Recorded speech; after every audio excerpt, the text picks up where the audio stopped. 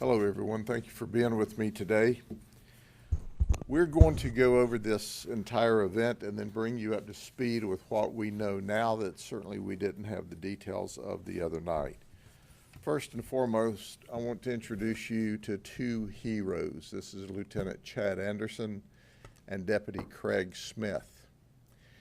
They both went to back up Deputy Conover, and this occurred on Saturday morning about 12:22 in the Hunt Fountain Park on Duff Road in North Lakeland. Deputy Conover was working the area because we had some burglaries in the area.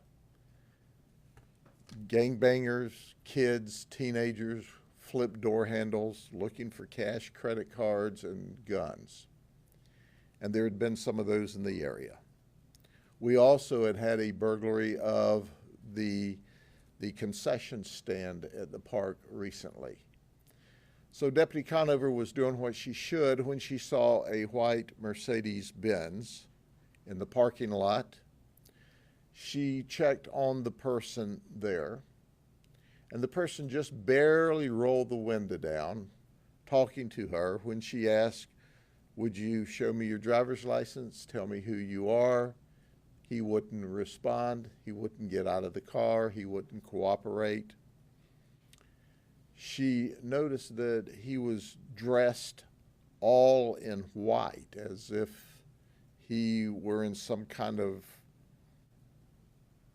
religious or cult garb. He certainly wasn't in normal street clothes.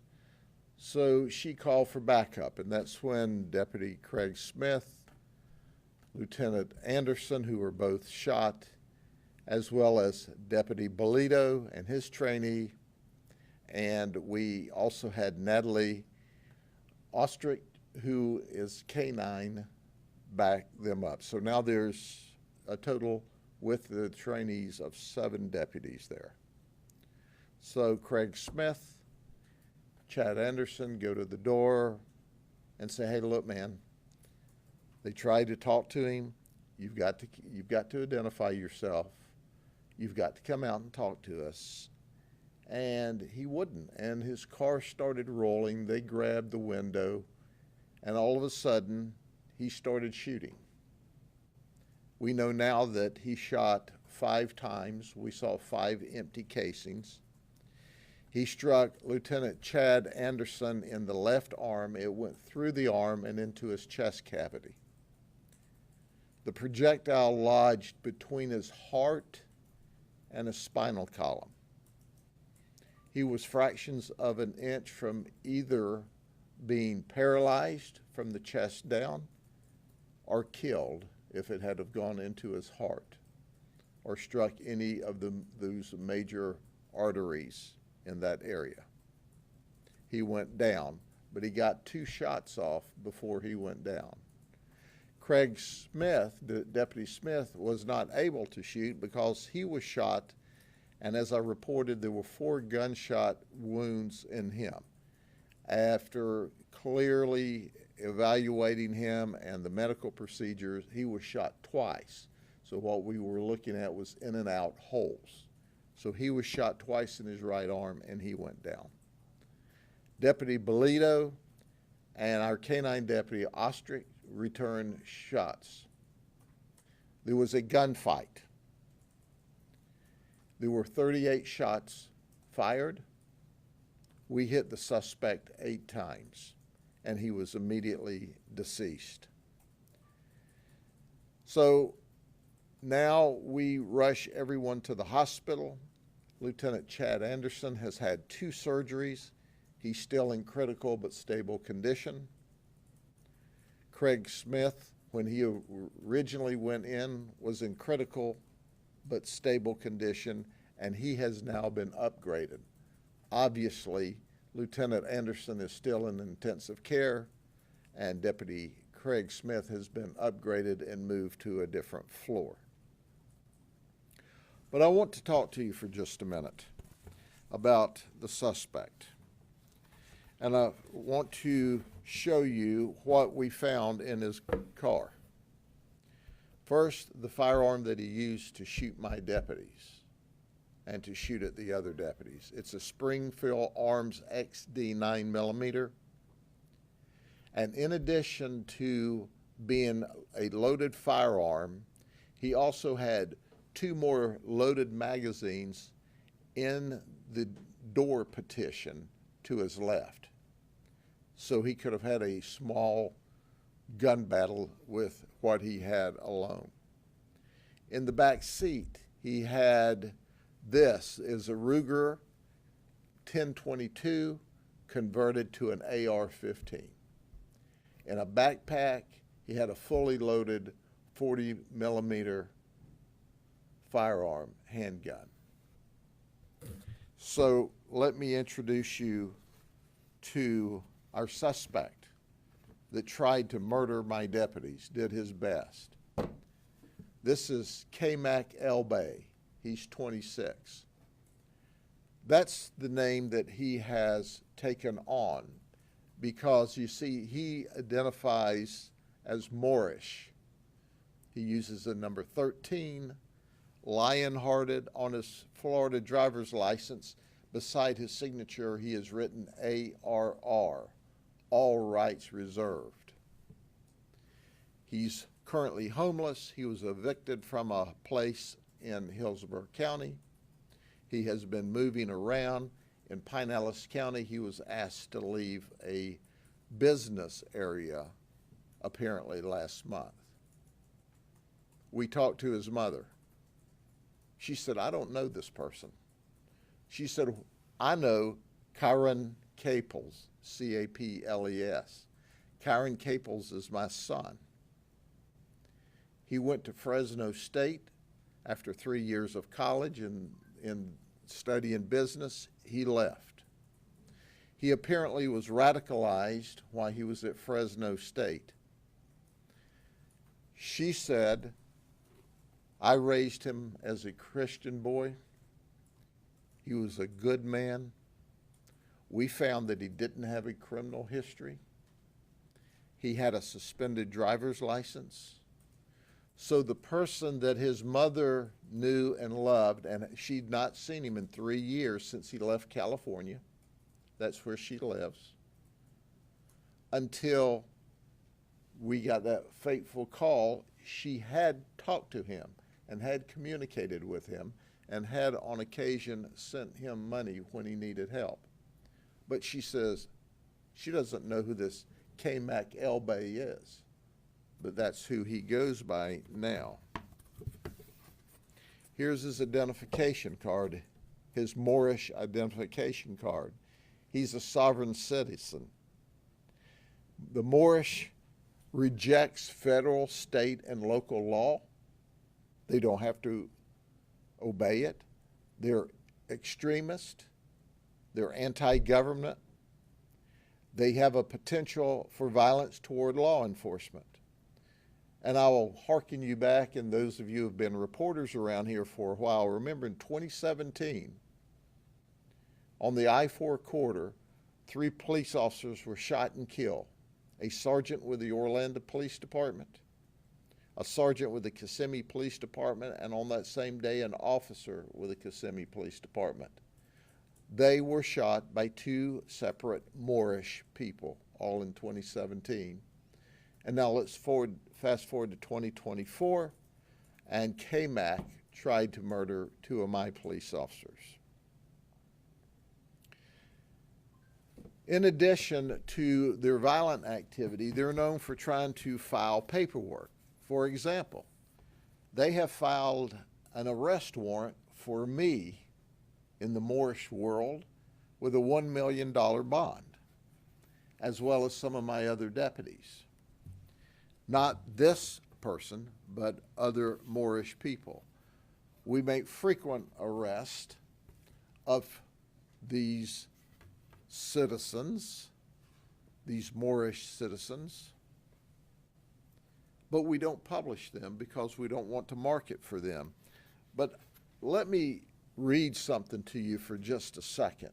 This is an example. Now, here's his ID card, and this is a sample of a card that he had, so that when they want to hand it to you, he didn't, it would say, and you'll get the mindset, this is a valid and lawful form of identification.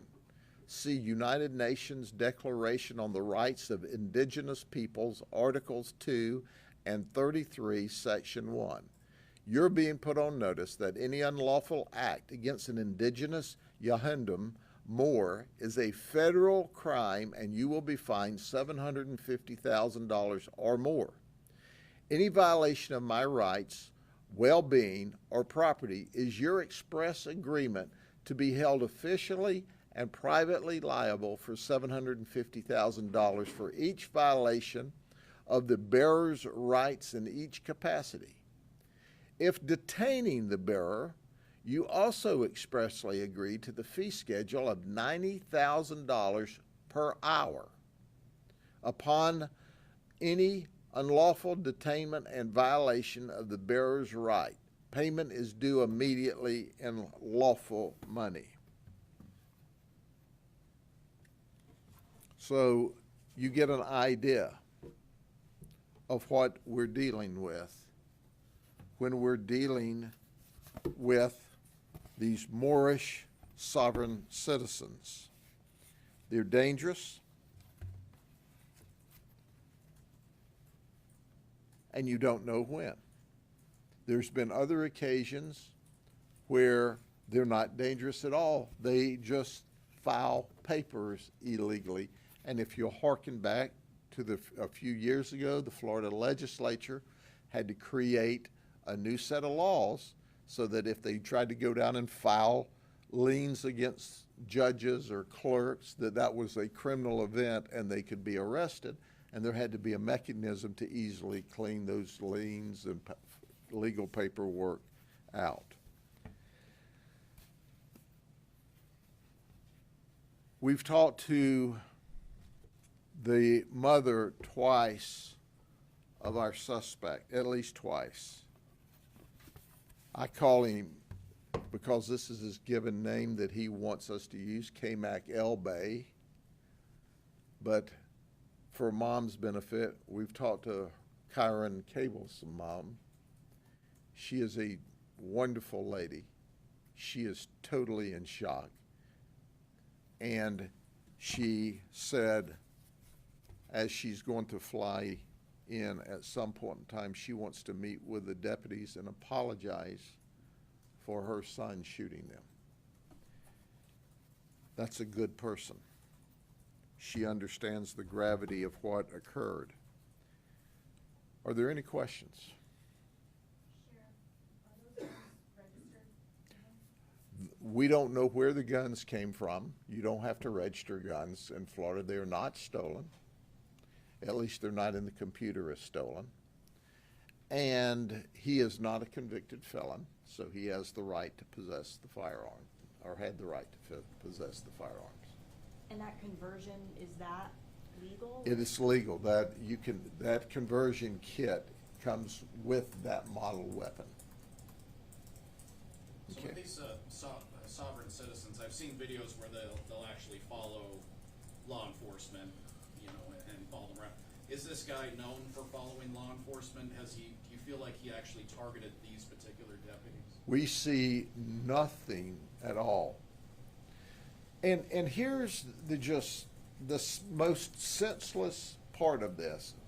Well, when you look through this Moorish rhetoric, that's pretty senseless. But he was in a park that was closed. Had he simply identified himself when we found he had a suspended license, he couldn't have driven off. We didn't have to bring any criminal charges against him. More than likely, we would have said, hey, let's get somebody to give you a ride. And that would have been the end of it. Probably not even a citation for being in the park after dark. He was not who we were looking for. We were looking for teenagers that were running through neighborhoods at night flipping door handles. He was not a target. He was not a problem until he made himself a problem.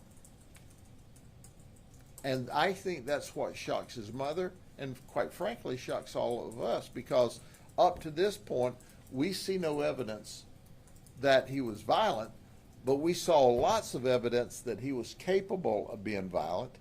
And we also know that his radicalization has increased over the last 3 years based on his conduct, his ID card showing that he's a Moorish person. So why he decided to murder, we don't know, but we know that's not unusual when you look at the history just here on the I-4 corridor. And if you search up, you'll see that these folks that are Moorish and some of these other citizens, as they call themselves, have been violent toward law enforcement. Sheriff, I know, as you said, you don't want to publicize for sovereign citizens, but can you give us a better idea of how prevalent of an issue this is for your agency? Well, there are sovereign citizens in every county, in every state in this nation. Now, how many? We don't know. We run into them periodically, and usually it's on a traffic stop because they don't have a tag on their car. So you stop them to say, where's the tag on your car? They roll the window down about this far. And we say, wait, may we see your driver's license? I'm not showing you anything. And then they give you a quote like, I am not subservient to the laws of the United States or the state of Florida. You have no right to stop me and interfere with me. I'm a free man or a free woman. And they go into all this nonsense. And we thought it was one more of those. And then we very nicely, very professionally say, sir, ma'am, if you don't open the door, if you don't show us your driver's license, if you don't explain why you don't have a tag, we have to arrest you. I am not subject to the laws of the United States. And at that point in time, we say, ma'am, sir, please, if you don't get out of the car, we've got to take you out of the car. I am not subject to obey any direction by any law enforcement officer. And at that point, we take a punch and we break the window out. We open the car door. We take them out. We put them in handcuffs and take them to jail. And that's what we were doing that night after he resisted us. He had time to think about it, why backup was coming. We didn't rush him. We didn't push him. We talked to him. We tried to communicate with him. He wasn't having it. He was Moorish. He was a sovereign citizen. He didn't have to adhere to the laws of the state of Florida or the United States. And then he shot my deputies, and then we killed him, graveyard dead. He had to know that was coming. There was a legion of deputies around him trying to get him to cooperate. He chose for us to shoot him. He made that decision, and we obliged him. And what we have now is we have 2 deputies that are significantly injured, critically injured, and their recovery will be months and months and months. And it's by the grace of God that they're alive. Fractions of an inch, and they would be dead. Anything else? Before I go, we've gotten several phone calls. polksheriff.org/donate. We've had people saying, we want to help. We know that, look, we're going to give them the best medical care. There's obviously their salaries are intact, everything's solid, but there's a lot of incidental costs that go along whenever someone gets killed, and we have people asking us, if you want to donate, we'll certainly split whatever donations in half. I had one man call me this morning and said, I'm sending you a check for $7,000. How do I do it? But there's a lot of costs because parents, wives can't go to work, and all kinds of issues. So if you want to donate, this is how you do it, to our charity, and then we'll in turn make sure they get the money. All right, God bless y'all. See you later. Yes, sir. Keep them in your prayers, our deputies in your prayers, and also keep the dead suspect's family in your prayers because they are obviously distraught and have no idea that their son was capable of such conduct. Okay? Thank you.